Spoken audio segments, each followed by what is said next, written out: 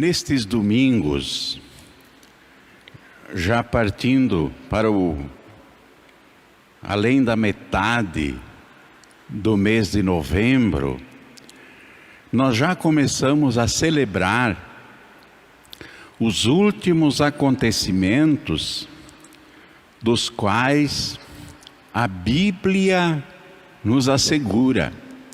A Bíblia fala que irão suceder conosco e também com o mundo.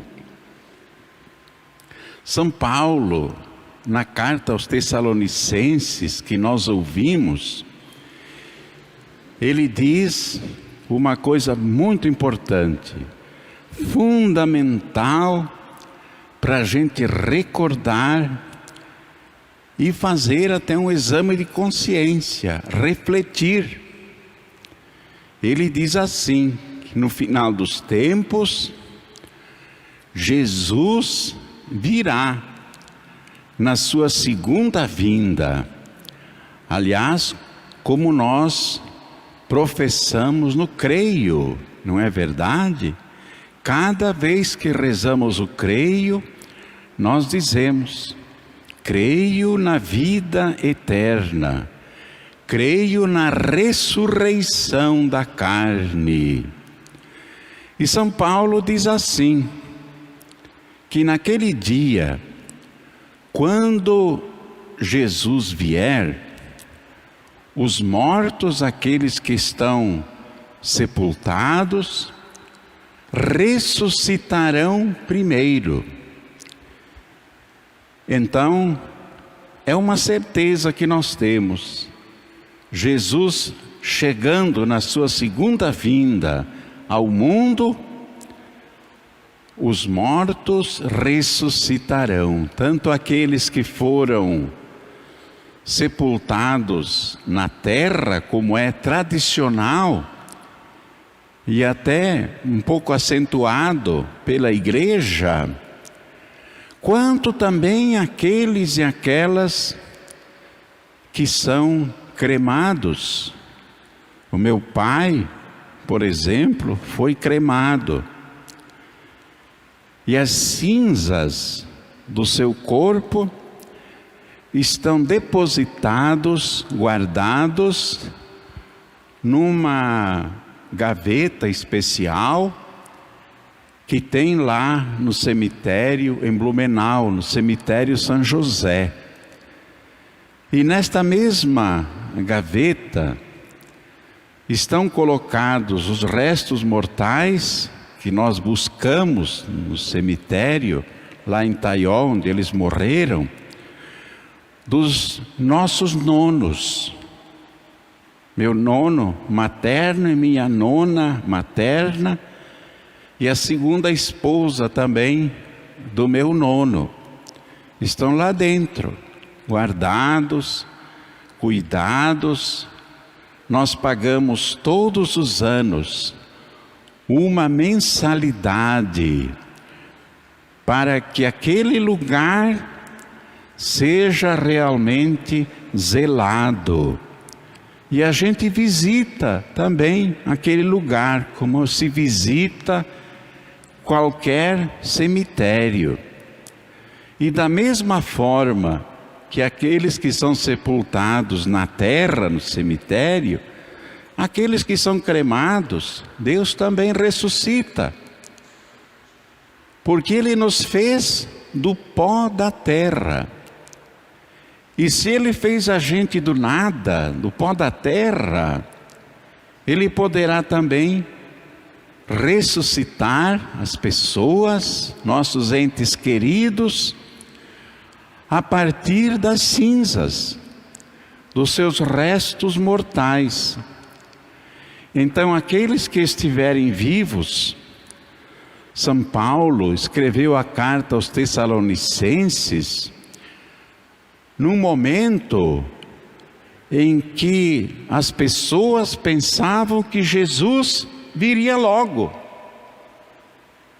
E repreende, veja só, São Paulo repreende aqueles que diziam assim: Jesus virá logo, então não precisa a gente trabalhar, porque Jesus vai chegar logo, não é preciso trabalhar. Desculpa amarela, não é? Uma bela desculpa. São Paulo repreende esta gente e chama eles de preguiçosos. Diz ele, nós precisamos trabalhar. Quem não trabalha, olha só, não merece comer, diz o apóstolo Paulo. Então a importância do trabalho e ao mesmo tempo a incerteza, quando Jesus virá. Ele não marcou a hora, não marcou o dia. Ao mesmo tempo da nossa morte, nós sabemos que essa hora vai chegar, mas não sabemos quando, onde e como. Mas confiamos, nisso está a nossa fé. Nós confiamos que Deus cuida da gente. E uma segunda afirmação do apóstolo Paulo na carta aos Tessalonicenses, ele diz assim, que os mortos vão ressuscitar primeiro quando Jesus chegar, e depois aqueles que estiverem vivos. Se Jesus vier enquanto nós estamos vivos, nós veremos então os mortos ressuscitarem. Senão, os outros, que ao tempo quando ele chegar, nos verão ressuscitar. E aqueles que estiverem vivos, diz o apóstolo, serão arrebatados ao encontro do Senhor nos ares. Então, de todas as formas, nós temos certeza que a Bíblia nos afirma e reafirma que após a nossa morte, nós vamos nos encontrar com Deus. E é o que ensina também a parábola do Evangelho de hoje. Aliás, uma comparação bonita. Jesus compara a nossa chegada ao céu a uma festa de casamento. E uma festa de casamento é marcada pela alegria. A alegria dos noivos, a alegria dos sogros e sogras, a alegria dos testemunhas, da família e até na comunidade, quando se celebra o sacramento do matrimônio. Então, o encontro com Deus após a nossa morte também será um momento festivo, como o noivo e a noiva celebram o seu casamento. Da mesma forma, o verdadeiro noivo da nossa vida é o próprio Deus. No Salmo responsorial, vocês lembram, nós cantávamos antes dizendo assim: a minha alma tem sede de vós, a minha alma tem sede de Deus, porque somente Deus preenche a nossa vida.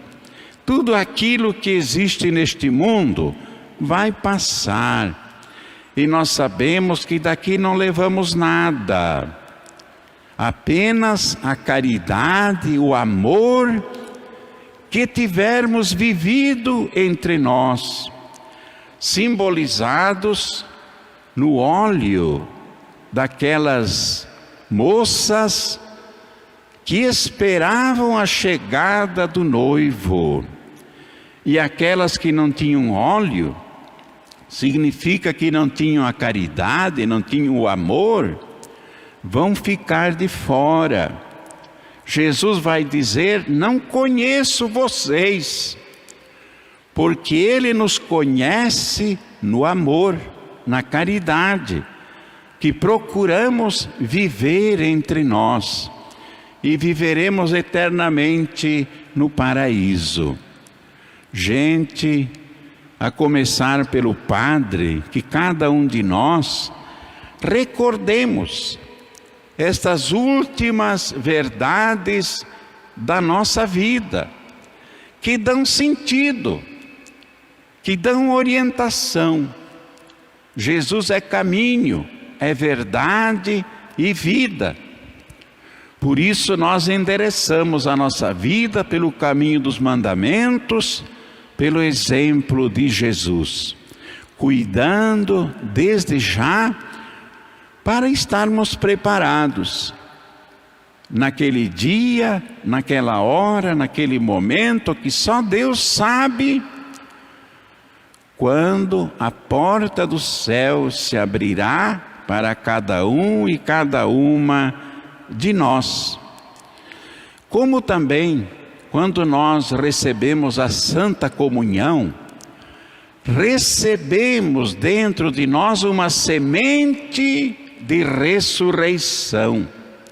Dentro de nós, Jesus será a nossa ressurreição e receberemos um corpo semelhante ao seu corpo, diz o apóstolo Paulo.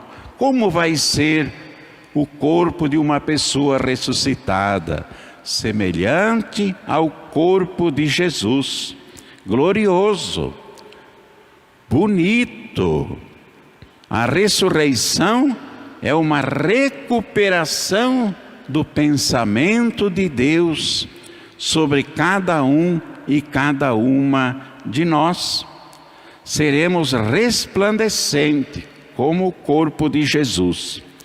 Mas até chegarmos lá, é preciso que nós carreguemos a nossa cruz.